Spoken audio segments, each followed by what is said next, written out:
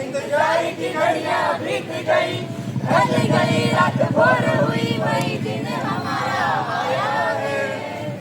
Zoom out नहीं होगा, zoom out नहीं होगा, जूम आउट मतलब कम छोटा है। आने से मन भर जाता है, मजदूर दुनिया का सब मिलकर इस दिन को सब अपनाया है, इस दिन को सब अपनाया है, इस दिन को सब अपनाया है। इस दिन को सब मजदूरों ने मिलकर कच्छ में लड़ाई खाता है। अब दिन वो प्यारा आया है, जिसका हम इंतजार किया, इंतजार की घड़ियां बीत गई, चल गई रात भोर हुई, वही दिन हमारा आया है।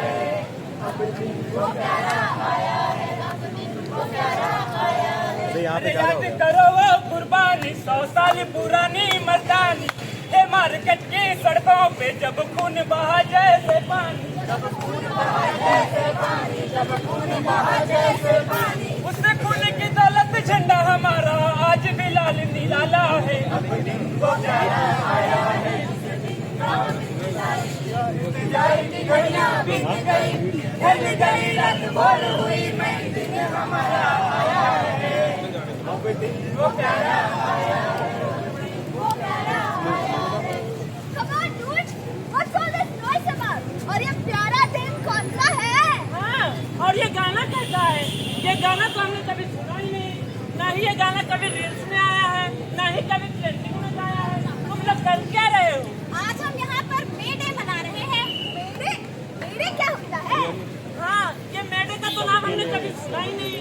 हमने मदर्स डे का नाम सुना है, फादर्स डे का भी नाम सुना है, वैलेंटाइन डे का नाम सुना है, रोज डे, परपोज डे का नाम सुना है, लेकिन ये मेडे क्या होता है?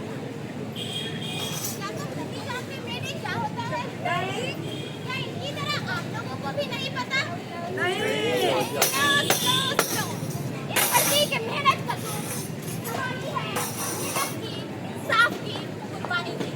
तारीख थी 1 मई 1886, जगह थी अमेरिका का Chicago, Washington, मिलवाकी, Baltimore, Cincinnati, New York, Detroit. हजारों मजदूर सड़कों पर उतर आए। मांग थी सीधी, 8 घंटे काम, 8 घंटे आराम और 8 घंटे अपने लिए। 4 मई को हे मार्केट स्क्वायर में चल रहे लाखों मजदूरों के प्रदर्शन पर बम फेंका गया। पुलिस ने अंधाधुंध गोलियां बरसाई, कई मजदूर वही शहीद हो गए, सैकड़ों को गिरफ्तार किया गया, 8 नेताओं को फांसी की सजा सुनाई गई, सिर्फ इसलिए उन्होंने हक की आवाज बुलंद की थी। लेकिन वो आवाज रुकी नहीं, वो आवाज बन गई एक आंदोलन। गूंज उठा दुनिया के कोने कोने में। उसने बताया मजदूरों के कंधों पर ही दुनिया टिकी है, और जब उन्होंने अपने कंधे उठाए तो पूरी दुनिया डगमगा गई। इसलिए हर साल 1 मई को हम सिर्फ यह दिन नहीं मनाते, हम उन शहीदों के संघर्ष को याद करते हैं जिन्होंने मजदूरों के हक के लिए अपनी जान दी। तो चलिए आपको दिखाते हैं मई दिवस का इतिहास।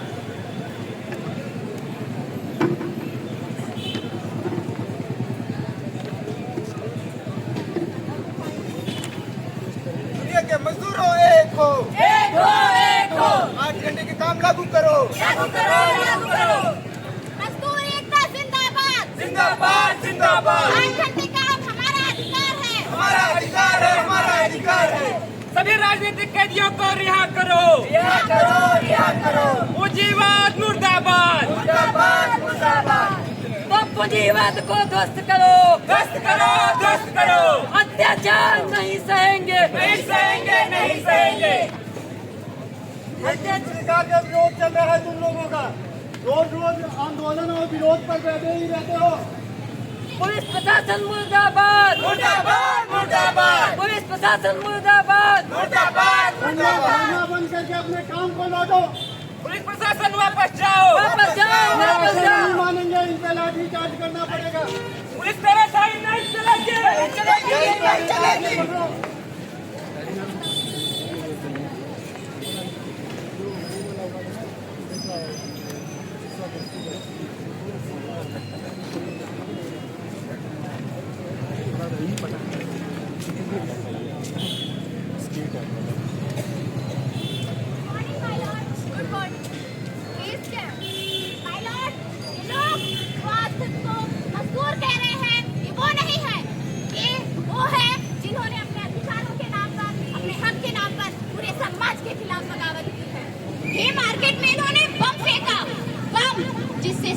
ईमानदार पुलिसकर्मी मारे गए और न जाने कितने आम लोग घायल हुए। क्या यही तरीका होता है हक की लड़ाई लड़ने का? मजदूर नहीं है ये आतंकवादी है, ये एक कातिल है और ऐसे कातिलों को सिर्फ एक ही सजा मिलनी चाहिए, फांसी। हाँ, फांसी, ताकि कल कोई और अपने स्वार्थ के नाम पे हिंसा की चिंगारी न भड़का सके। मंत्री जी ने जो कागज दिया था, पता नहीं किधर। हाँ,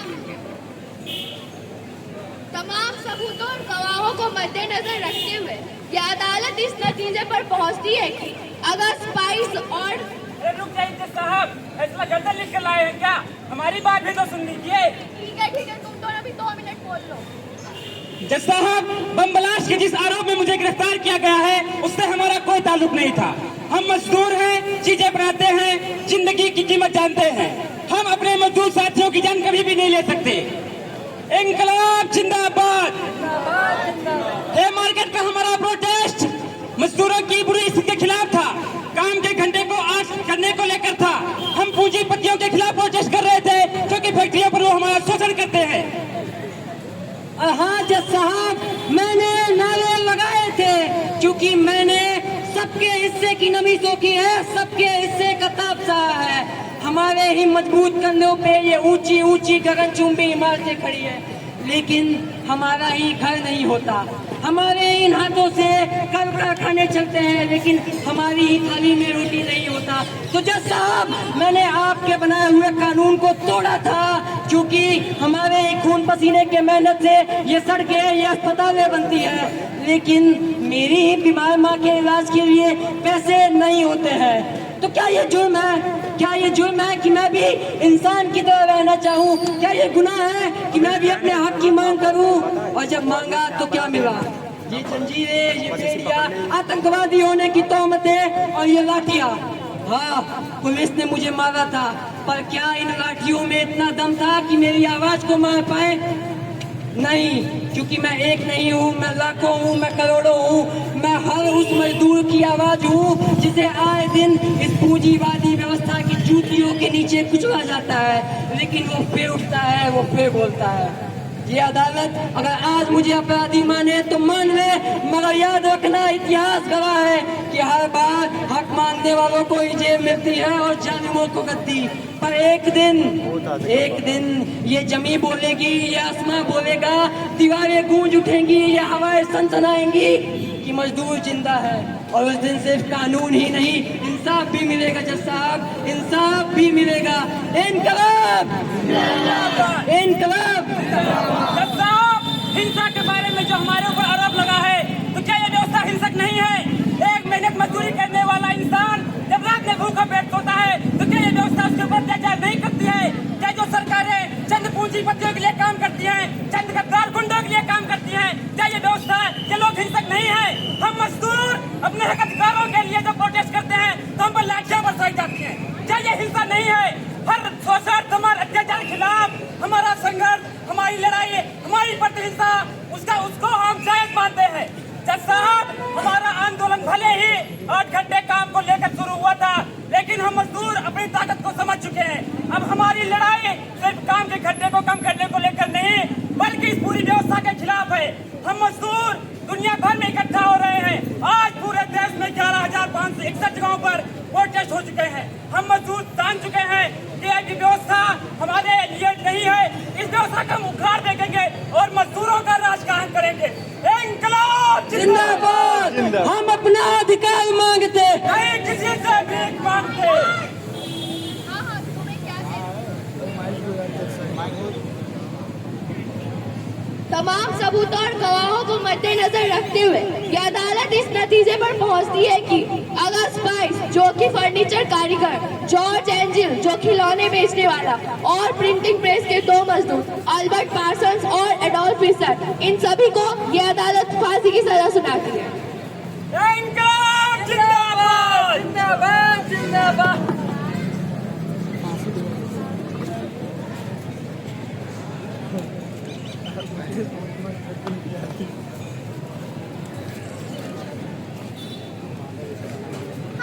अच्छा, ये सब हुआ था।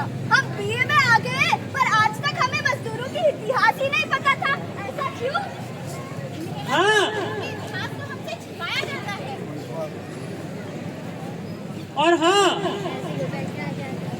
हम देख रहे हैं कि हम मतलब ये सब तो इतिहास की बात हुई ना, ये सब तो आज से 100 साल पहले की घटना है।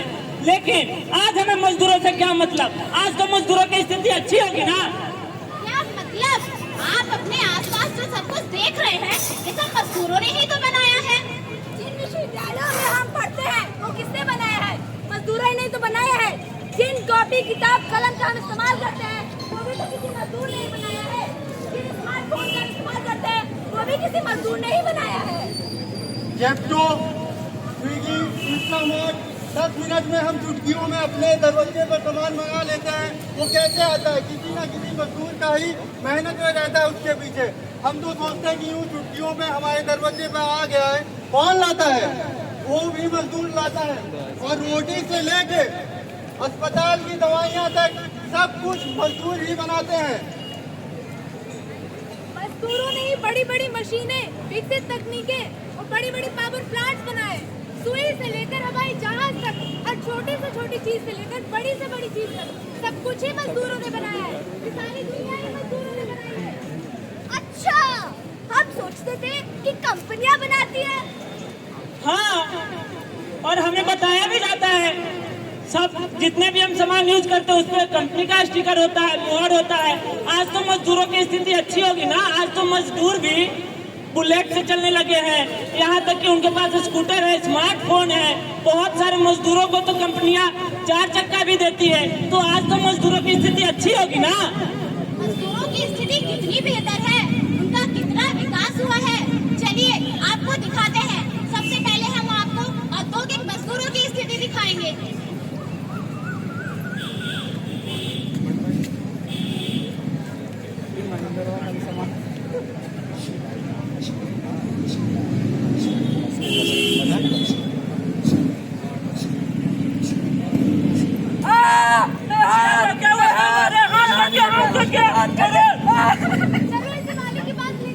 मालिक के पास ले चलो। माइनस के दे। मालिक, मालिक, हाथ कट गया मालिक, इलाज करवा दीजिए मालिक। इलाज कैसे काम करते हो तुम लोग? जब देखो किसी का हाथ कट जाता है, किसी का पैर कट जाता है। अगर हम ऐसे ही इलाज करवाते फिर सभी का तो मेरा तो एक दिन धंधा ही चौपट हो जाएगा। बेचारा गरीब है मालिक, आपके लिए जिंदगी भर काम किया मालिक, इलाज करवा। तुम दोनों जाओ अपने काम पे और गार्ड्स इसे बाहर ले जाओ और कह दो इसे कि आज से काम पर आने की जरूरत नहीं है। मेरे कंपनी में लूल्हे लंगड़ों की जरूरत नहीं है। अभी आप लोगों ने औद्योगिक मजदूरों की स्थिति देखी। इलाहाबाद में एक सामंत के द्वारा किस तरह एक मजदूर को मारकर जला दिया जाता है। तो आइए देखते हैं खेतिहर मजदूरों की स्थिति। मालिक, अरे सुन रहे हैं मालिक? हाँ देवी प्रसाद, बोलो क्या हुआ? अरे मालिक, हमारे मेरिया की थोड़ा तबीयत खराब है, मजदूरी की छुट्टी चाहिए। अरे मजदूरी का तबियत खराब हुआ है ना, मर तो नहीं गई है। काम कर लो जो काम लगाए हो गेहूं के खेत में, उसके बाद चले जाना, इलाज करवा लेना। अरे मालिक, कई दिन से तबीयत खराब है, जाना पड़ेगा, नहीं तो ज्यादा दिक्कत ना हो जाए। अरे लेकिन मुझे काम लगाए हो खेत में, बारिश का मौसम है, नहीं करोगे तो खराब हो जाएगा, बर्बाद हो जाएगा। जानते हो कितना का है?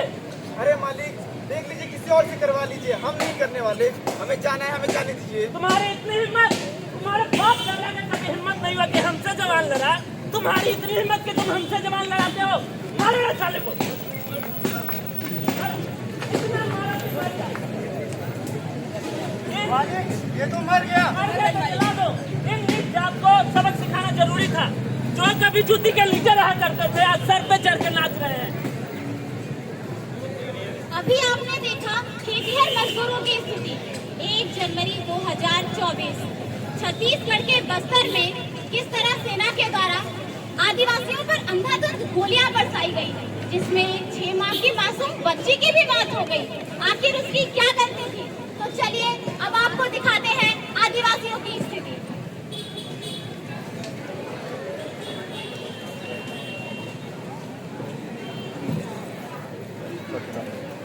पत्ता तोड़ा तो तुम लोग यहाँ क्या कर रहे हो? तुम लोग को पता नहीं है एरिया प्रतिबंधित है। सरकार ने यहाँ पे किसी को आने से मना किया है। ये बस्तर का वो एरिया है जहाँ पे माओवादी रहते हैं। तुम लोग को यहाँ आना मना है, कोई नहीं आ सकता। साहब, आप ऐसे कैसे कह सकते हो? हम सिर्फ हमारा काम कर रहे हैं। ये जंगल हमारा है और हम सदियों से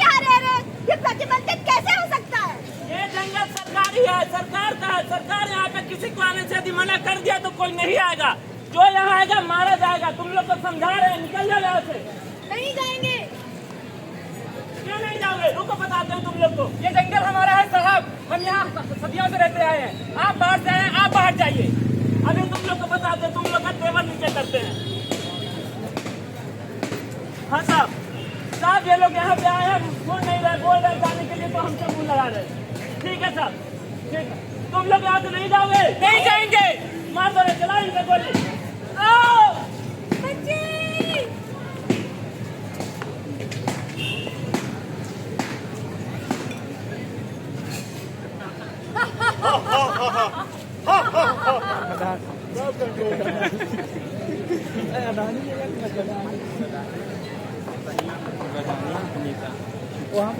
देखिए इन हाथों को, जो हाथ कभी इनकी फैक्ट्री की मशीनों से लड़ते झगड़ते आग में जलते धूल खाते, अब वो हाथ नहीं रहे, क्योंकि मैंने काम किया है बिजली की तार के पास, मशीनों के नीचे, गहरे खदानों में, बिना किसी जूते, बिना किसी हेलमेट, बिना किसी सुरक्षा के।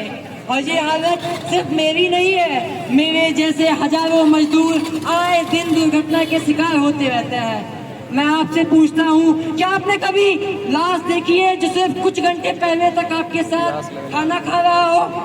मैंने देखी है, और उसकी माँ को भी देखी है, जिसका बेटा कभी घर वापस ही नहीं आया।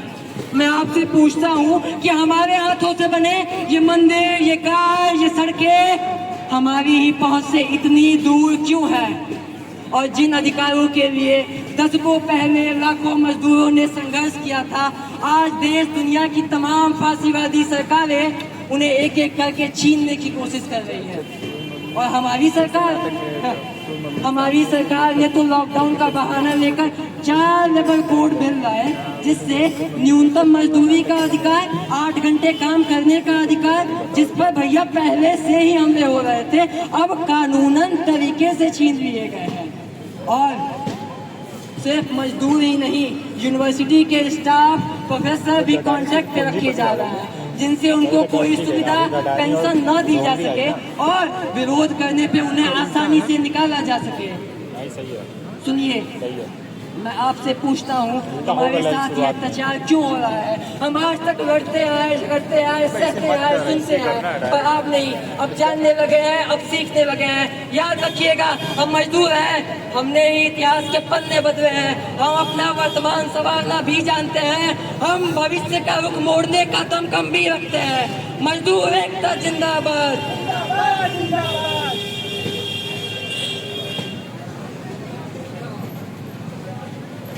मुझे जलाकर मार दिया गया। आखिर क्या गलती थी मेरी? इन जालिमों ने मुझे जलाकर मारा। इन जमीनों पर हमने पसीना बहाया, हमने खून बहाया, लेकिन हमें यहाँ पर कभी अधिकार नहीं दिया गया। तमाम हमारे विद्रोहों के बाद जगबंदी, हकबंदी से कानून तो बने, लेकिन हमें इन जमीनों से वंचित रखा गया। हम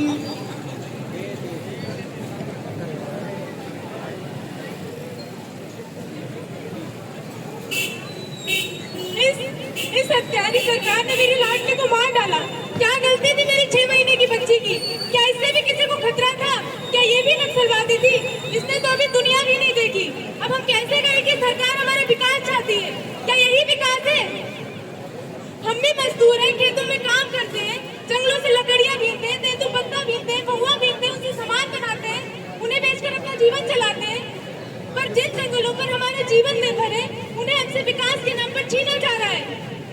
बड़े बड़े पूंजीपतियों के लिए हमसे हमारे जंगल छीने जा रहे हैं, उन्हें नष्ट किया जा रहा है, ताकि जमीन के नीचे के संसाधनों को निकाल सके, अपनी पूंजी बढ़ा सके। और इसी कॉर्पोरेट लूट को तेजी देने के लिए कभी सलवा जुडूम, कभी ऑपरेशन ग्रीन हंट और अब ऑपरेशन कगार चलाया जा रहा है, जिसमें दसियों सैकड़ों आदिवासियों को मार दिया जाता है, जला दिया जाता है। और इस ऑपरेशन कगार जैसे कि इन्होंने अभियान की शुरुआत ही मेरी 6 महीने की बच्ची की हत्या के साथ हुई। क्या यही विकास है? हत्यारी है ये सरकार।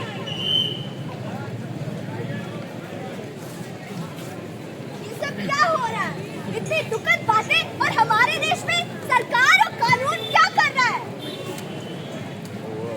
हाँ, और जो सरकार बनती है, लोकतंत्र में तो कहते हैं सरकार जनता के लिए बनाई जाती है, सरकार को हम ही चुनते हैं। हर एक 5 साल में सरकार आती है, हमसे वोट मांगती है और कहते हैं कि हम आपके लिए काम करेंगे, हम किसानों के लिए काम करेंगे, मजदूरों के लिए काम करेंगे, आदिवासियों के लिए काम करेंगे, देश के जनता के लिए काम करेंगे।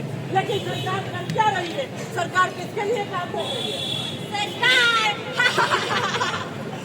सत्ता और पूंजी का सीधा संबंध होता है, आपको नहीं पता? तो चलिए आपको सरकार और पूंजीपति का गठजोड़ दिखाते हैं। इनकी सूरत को पहचानो भाई, इनसे संभल के रहना रे भाई। गलती करेंगे आगे करेंगे, आहा आहा आहा, गलती करोगे आगे करोगे, जालिम का जमाना जहरीला भाई। चोरे चीटर बैठे हैं भाई, बड़े डरे बैठे हैं भाई, कुछ दिल्ली में बैठे हैं भाई, कुछ लखनऊ में बैठे हैं भाई, लोकसभा में बैठे हैं भाई, विधानसभा में बैठे हैं भाई। हेलो हेलो ढोंगी जी, कैसे हैं आप? मैं बढ़िया हूँ अडानी जी, आप बताइए आपका क्या हाल है? अरे हम भी बहुत अच्छे हैं, हमारा व्यापार बहुत अच्छा चल रहा है। आप बताइए, बिहार में चुनाव होने वाला है, कैसी हवा है आपकी? अडानी जी अभी अभी तो प्रचार करके आ रहे हैं, बिहार में ढोंगी लहर चल रही है, ढोंगी लहर। जिंदाबाद। अडानी जी आप सुन रहे हैं, हमारे नारे की गूंज यहाँ तक सुनाई दे रही है बीएचयू कैंपस में। और तब इसके लिए आपको फंड की जरूरत पड़ेगी कि नहीं पड़ेगी? हाँ ये बात तो हम भूल ही गए आपसे, हमें फंड की जरूरत है ताकि हम बिहार जीत सके। यदि आप फंड की व्यवस्था कर दें तो हम बिहार को आसानी से चुटकियों में जीत लेंगे। करता है तू पैसे पे क्यों मरता है, पैसा पैसा करता है तू पैसे पे क्यों मरता है। कोई बात नहीं, आप परेशान मत होइए। आपकी सरकार जिस तरीके से जनता पर जुर्म और अत्याचार, माफ करेगा, जिस तरीके से जनता का विकास कर रही है, उससे हमको बड़ा फायदा हुआ है। अभी तक मेरे पास जितनी भी पूंजी है वो आपकी सरकार की ही देन है, इसीलिए हम आपका फंड रोकेंगे नहीं। अभी आपके फंड की व्यवस्था करवा देते हैं। फोन पे पर 50,000 करोड़ रुपए प्राप्त हुए, धन्यवाद।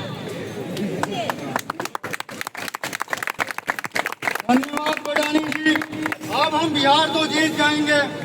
कोई सेवा हो तो बताइए। हाँ गोंगी जी, आपसे थोड़ी मुझे शिकायतें हैं। आपने अभी तक 3 कृषि कानून लागू नहीं करवा पाए, ऊपर विदेशी कंपनियों से दबाव आता जा रहा है। अरे आप समझ रहे हैं ना, ऊपर से WTO अमेरिका से दबाव होता जा रहा है। हम कृषि में अपना पैसा लगाए थे, हमारा प्रोजेक्ट चौपट हो गया। थोड़ा जल्दी काम शुरू कराइए। और वो बस्तर की कई खदानों का भी प्रोजेक्ट रुका हुआ है।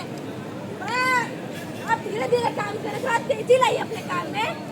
अडानी जी परेशान मत होइए, वो तो किसान संगठित होकर एकजुट होकर धरने पर बैठ गया, इस वजह से कृषि कानून को मुझे वापस लेना पड़ गया, हमारी सरकार को वापस लेना पड़ गया। पर आप चिंता मत कीजिए, छत्तीसगढ़ के बस्तर में हम ऑपरेशन कगार चलवा रहे हैं। चाहे जो करना पड़े, चाहे बस्तियों को खाली करवाने के लिए हमें सेना और अपनी सरकार के प्रशासन के जितने मशीनरी है उपयोग करना पड़े हम करेंगे, और जल्द ही आपको खाली करवा के दे देंगे। और फिर आप चाहे जितना वहाँ पे खदान खोदिए, हमें कोई दिक्कत नहीं है। बिल्कुल बिल्कुल, आपकी सरकार पे तो हमें पूरा भरोसा है, इसीलिए तो हम आपको सपोर्ट करते रहते हैं। अच्छा, एक और ध्यान में आ रहा है बात, वो जो मुंबई की झुग्गी झोपड़ी थी ना, उसको भी जरा जल्दी खाली करवाइए। उसमें भी हमारा पैसा लगा हुआ है। कौन सी झुग्गी झोपड़ी अडानी जी? अरे वो धारावी वाली, थोड़ा जल्दी खाली करवाइए, विदेशी कंपनियों से दबाव आ रहा है। अच्छा, आप धारावी की बात कर रहे हैं? धारावी जैसी छोटी सी झुग्गी बस्ती के लिए आप परेशान हो रहे हैं अडानी जी? हमारी सरकार ने आपके लिए इतना बड़ा बड़ा काम किया है। अध्यवरण जंगल हजारों आदिवासियों को मार के निकाल के आपको दे दिए, इतना तेजी से आपका वहाँ पे काम चल रहा है। और स्कूल, कॉलेज, बैटरी बची। रेलवे, हवाई अड्डे सब प्राइवेट करते जा रहे हैं। क्या इस जनता के लिए कर रहे हैं? नहीं, ये तो आपके लिए कर रहे हैं ना। और नोटबंदी GST भी तो लाए थे, किसके लिए? वो भी आप ही के लिए लाए थे, याद है कि नहीं आपको? और हाल ही में चाइल्ड लेबर बिल कानून भी तो लाए हैं, किसके लिए? आपके और आपके जैसे गाँव के लिए ही तो लाए हैं गडानी जी। लेकिन एक हम न्यूज सुने थे कि धारावी में बस्ती वाले धरने पर बैठ गए हैं, कह रहे हैं कि बस्ती खाली नहीं होने देंगे।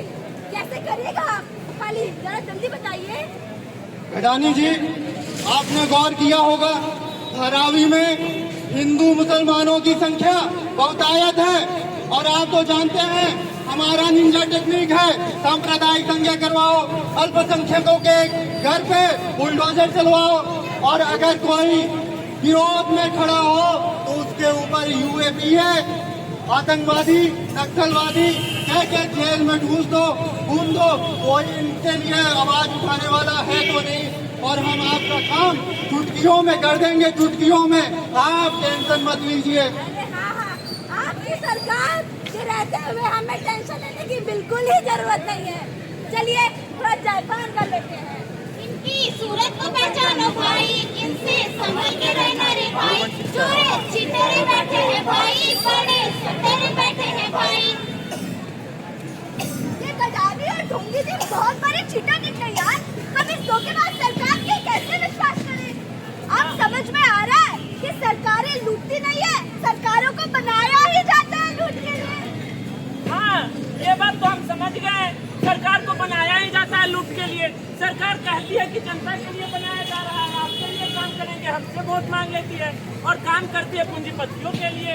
लेकिन हम विद्यार्थी हैं, हमको बोला जाता है कि तुम राजनीति से दूर रहो, राजनीति में भाग मत लो, राजनीति को पढ़ो समझो, लेकिन उसमें भाग मत लेना। पढ़ाई लिखाई करो, नौकरी करो और अपना लाइफ देखो। हम क्या करें? राजनीति से दूर रहो, नेताओं का ऐसा कहना ही सबसे बड़ी राजनीति है। हमारे जन्म से लेकर मृत्यु तक सब कुछ राजनीति ही तो तय करती है। हमारी सारी मूलभूत आवश्यकताएं, बिजली, शिक्षा और पानी, सब कुछ राजनीति से तय होता है। भगत सिंह ने कहा है कि विद्यार्थियों को अपना पूरा ध्यान पढ़ाई पे लगा देना चाहिए, लेकिन क्या देश की परिस्थितियों की जानकारी और उसमें सुधार की योग्यता पैदा करना शिक्षा का काम नहीं? यदि नहीं तो मैं ऐसी शिक्षा को निकम्मी समझता हूँ जो क्लर्की करने के लिए हासिल की जाए। ऐसी शिक्षा की जरूरत ही क्या है? आप बिल्कुल सही कह रही हो, पर एक सवाल उठता है, हम मजदूरों के संघर्ष में कैसे शामिल हो? हाँ, हम तो देख लिए कि भारत में मजदूरों का स्थिति भी खराब है, किसानों का स्थिति भी खराब है, आदिवासियों का स्थिति भी खराब है। लगभग 90% जनसंख्या है जो जिसकी स्थिति खराब है, हम समझ गए। लेकिन हम पढ़ते हुए कैसे उसमें भाग लें? क्या करें? क्रांति में छात्रों का योगदान बहुत महत्वपूर्ण है और इसका एक शानदार इतिहास रहा है। इसका सबसे बड़ा प्रतीक APRSU, Andhra Pradesh radical student union था, जिसने चाइनीज रेवोल्यूशन के बाद छात्रों के आंदोलन को किसानों के संघर्ष से जोड़ते हुए गांव चलो अभियान की शुरुआत की। उन्होंने 800 एकड़ की जमीनों पर भूमिहीन मजदूरों का हक स्थापित किया। अभी वर्तमान में धारावी में किसानों की बस्ती उजाड़ने के खिलाफ संघर्ष चल रहा है। आप लोग उसमें शामिल हो और मजदूरों का साथ दें। बिल्कुल शामिल होंगे, हम भी APRSU के जैसे मजदूरों के संघर्षों में शामिल होंगे। हाँ हाँ हाँ, चलो।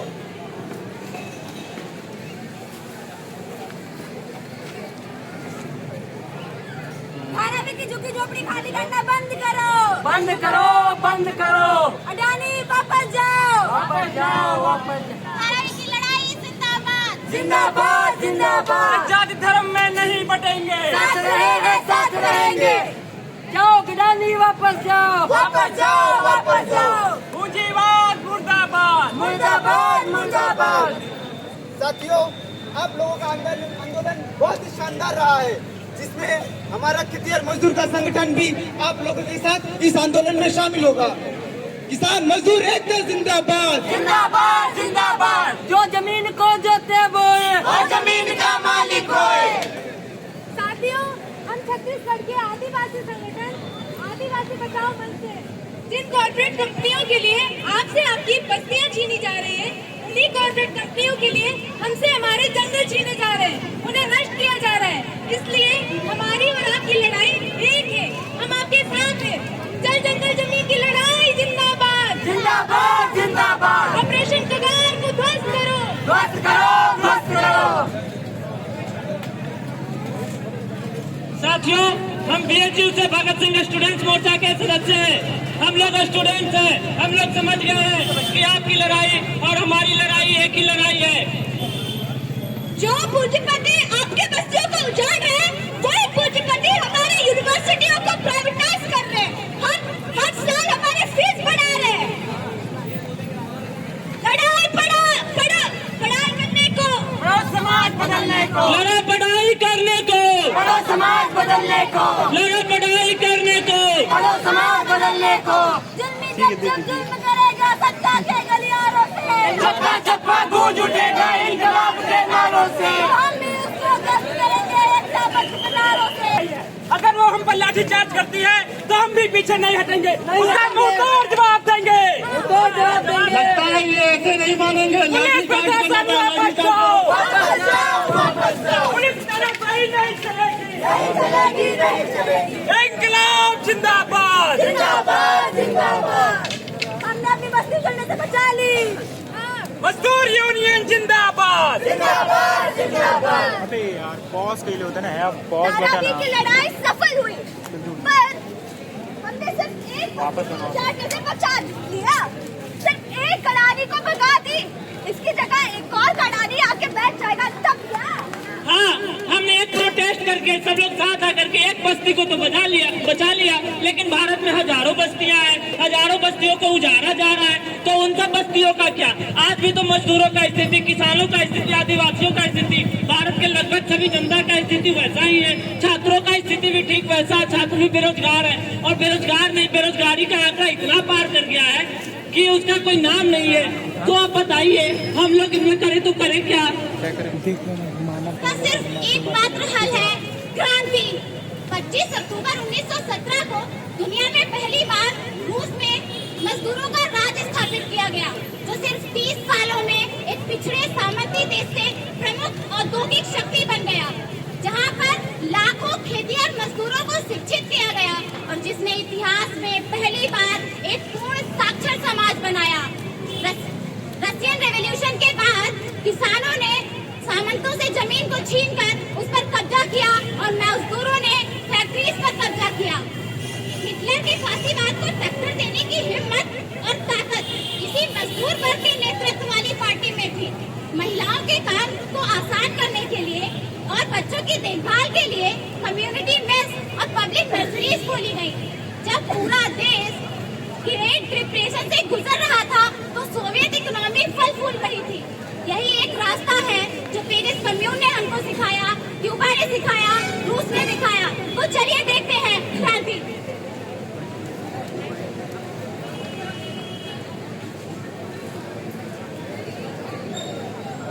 देश को आजाद हुए 78 साल हो गए, लेकिन हम खेतिहर मजदूर की स्थिति अभी तक नहीं सुधरी।